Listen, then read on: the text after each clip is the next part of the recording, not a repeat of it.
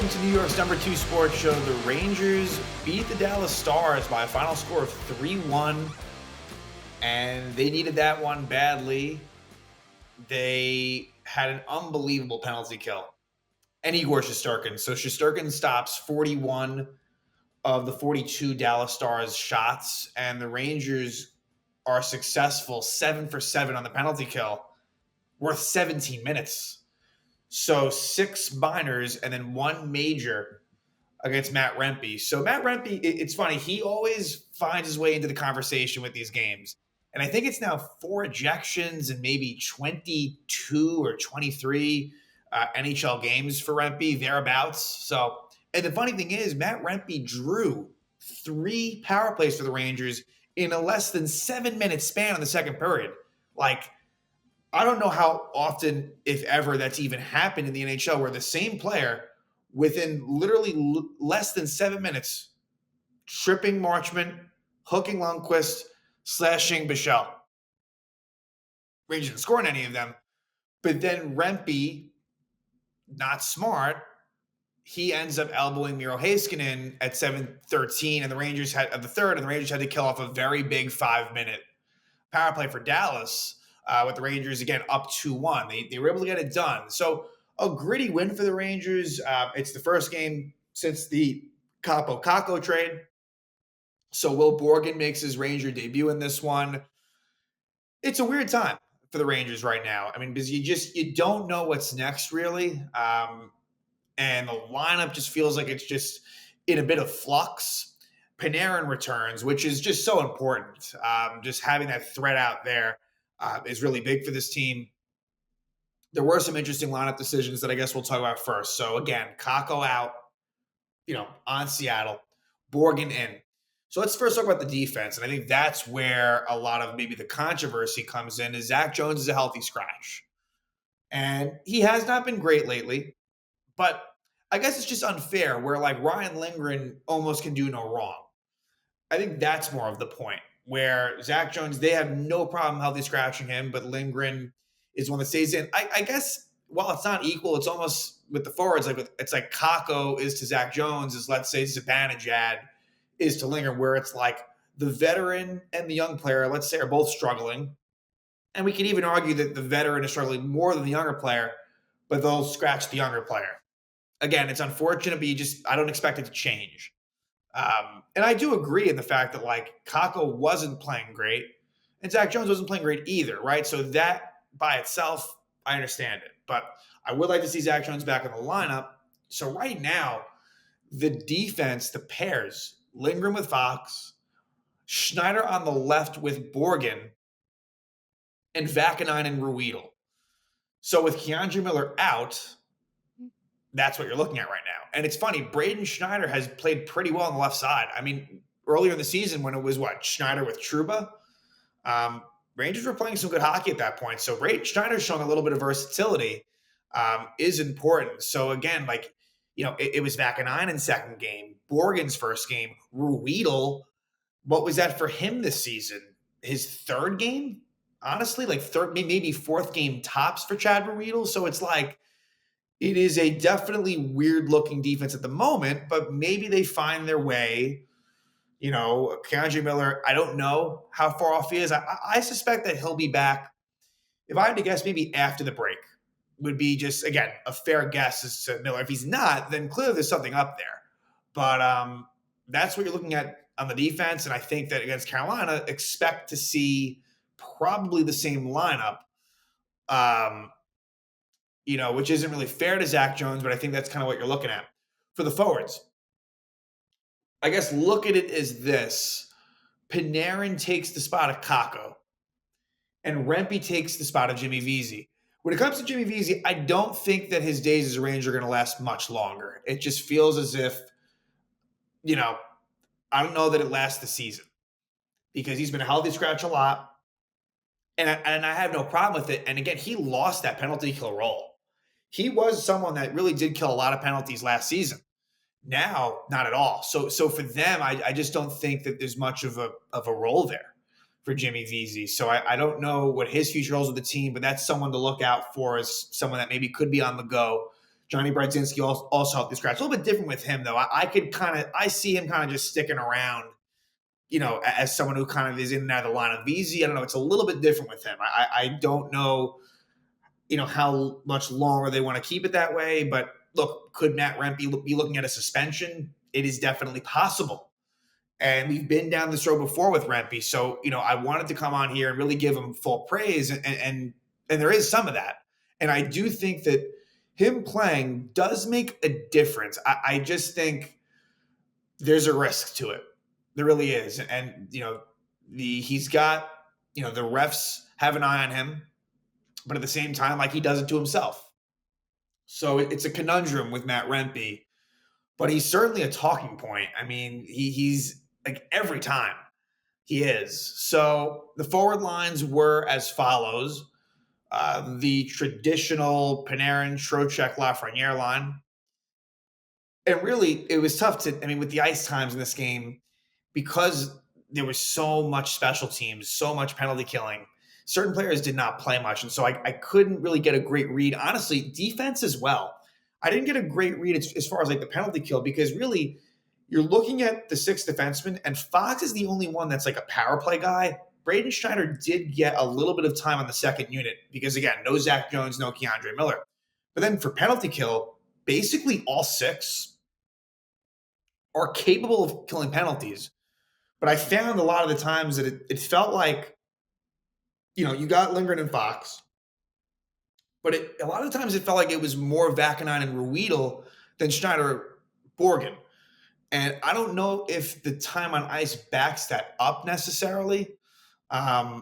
But certainly, I don't know if that were to be true, maybe because it was Borgen's first game, but it's not as if Vakaneinen's been here for a while. So yeah, I don't quite know at the moment with that penalty kill, because again, all of them, are really more defensive first defensemen, and had been known for killing penalties. Ruedel with Pittsburgh, Borgen with the Kraken.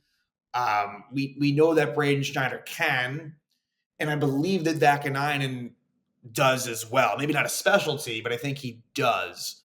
So, Fox played a shit ton in this game. But to continue with the forwards, it was Kreider, Hedel, Cooley, Berard, Zibanejad, Smith, and then Edstrom, Carrick, Rempe, which we've seen a lot of that. Really, the only difference from what we saw at the start of the season to now, because again, the Trocheck line's the same, the Carrick line's the same. The difference is the splitting up of Zibanejad and Zibanejad and Kreider, plus the added element of no Kakko and Brett Berard is in there. That's what it is for now. So again, Igor was magnificent. It was Shesterkin versus Jake Ottinger, and the Stars, look, they were coming off of a loss to Toronto. Dallas is one of the best teams in the league. And the Rangers were able to find a way to get a win. It wasn't pretty, honestly, if not for Igor being great. The Rangers don't win this game, but I also think that the Rangers did a good job. Like, you could tell they were, there was more life in their game. It wasn't like, I'm not going to go as far as to say like they deserve the win, but I don't know. This felt a little bit different. And maybe it's simply because the Rangers were playing with a lead, like I've said a lot. And Dallas did get the early lead, but the Rangers were able to recover and regain by the end of the first period. And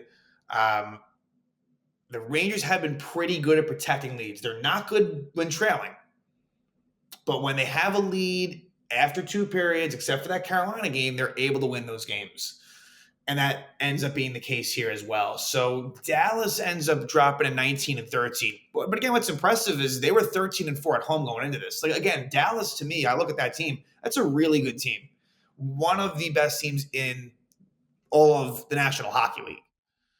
And the Rangers are able to get it done. And it's interesting, too, because the Rangers, it would have been the first time they were below 500. But not to be. And I don't know when the last time they were, to be honest with you, because I really feel as if last year as well, like they won the first game and I don't believe that they ever went below. I could be wrong on that because they did lose game two. Again, it's kind of an innocuous stat, but like maybe we'll bring it up at some point again. I wouldn't be surprised, but for now they held off on it. So 16-15-1 for the Rangers.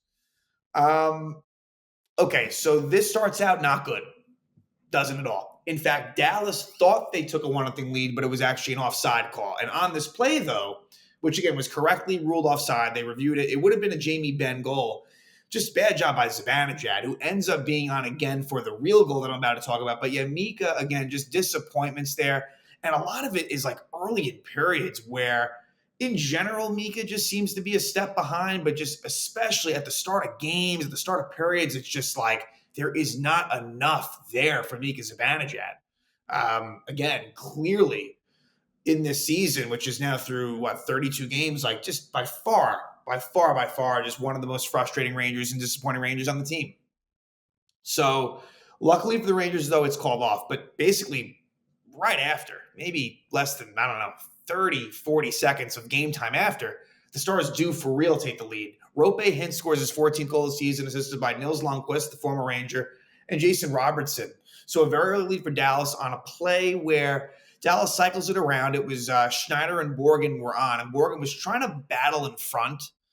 And I like his intentions, but it kind of opened things up where there was a pretty juicy rebound off of the shot by Lundqvist at the point.